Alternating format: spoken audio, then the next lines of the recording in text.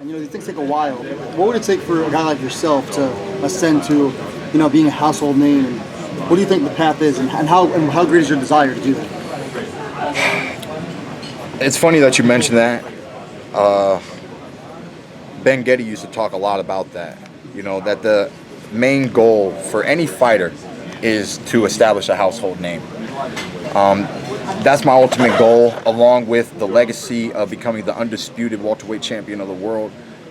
Would truly make my dreams come true. But I think, it is going to take a little bit of time, but luckily, Saturday night is a terrific platform to keep moving in the right direction. The fact that boxing is on regular network television again, and it's for all the American public to see and view, and it's not just boxing like the Telemundo and this and that. This is PBC, Premier Boxing Champions, world-class fighters in the top 10, at the forefront of network television on prime time. So, like I said, man, I'm really ecstatic, truly blessed. It's I remember when I had a 14-month layoff with a hand injury before I ever got on TV, and it actually occurred right when I signed my contract with Haymon. I fought one fight, and then I had a 14-month layoff. And I remember thinking to myself, I would love to bring boxing back to the people. And I knew when I sat down with Haymon and met him for the first time and started the negotiations on a contract, and I knew I was going to sign the contract, I knew that he was the right man for the job. And I knew that if Ben Getty was alive, that during that conversation may have been the first time that Ben would have nodded his head and had nothing negative to say.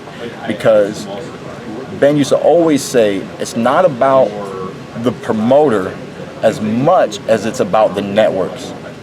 And right before I signed with Haymon, I was being released by Shelly Finkel, and I had an option.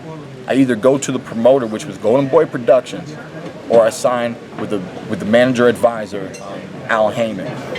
And speaking with Al, knowing his philosophy, I just felt like he was the man for the job. And then sure enough, what he was able to put together for all of his fighters and for the sport of boxing in general is exactly the kind of stuff that Ben Getty used to talk about. And that's why, once again, I'm truly happy to be where I am today in the world of boxing. How important is it for champions like yourself to take risks like the kind you're taking against Porter? Because a lot of guys won't do that. It's extremely important. What people need to do is stop trying to be a Mayweather. I think protecting your record is over. I think it's time that the best fight the best. And as true fight fans, that's what you guys want to see. And as true fight fans, when a great fighter loses to another great fighter, you can respect that. So, a lot of people are a little fearful of, how much am I going to be worth if I lose? How much am I going to be worth if I get knocked out? But when you lose to a great fighter, you keep that value, and people are going to remember, and you can always come back. You can always, there's other people to fight. In my opinion, I've always wanted to know, how good is Keith one-time Thurman? Am I the #1 fighter in the world? Am I number 5? Am I number 10? Where is my position?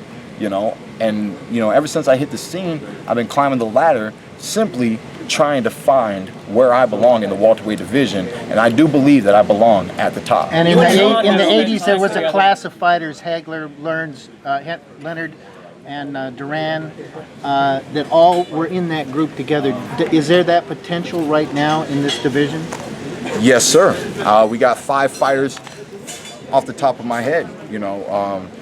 Keith Thurman, Sean Porter, Kell Brook, Danny Garcia, Errol Spence Jr. I mean, there's enough names right there. You throw randomly throw in Adrian Broner, because sometimes you throw in Amir Khan. Or in the future, fans can predict that Terrence Crawford might become a welterweight. You know, so the potential is great right now. I really feel that. I really believe that, and I'm truly looking forward to this. It's a new day. It's a new age, man. Keith, how important is it that, you know, not only win on Saturday, but look good doing it? You're fighting in a big audience. Like you said, this is the first fight on the path to stardom. How big would it be for you to knock him out in like a, you know, like a slugfest? I mean, depends which round, right? Yeah. How much action is there before there is no more action? You know, it's hard to predict the outcome, but to have a terrific performance and to look good, you know, up against a world-class fighter, you know, that is my goal and my intentions. You know, obviously, I'm adamant. I've been telling people we believe that we can get the knockout victory. We're going to be going for the knockout victory.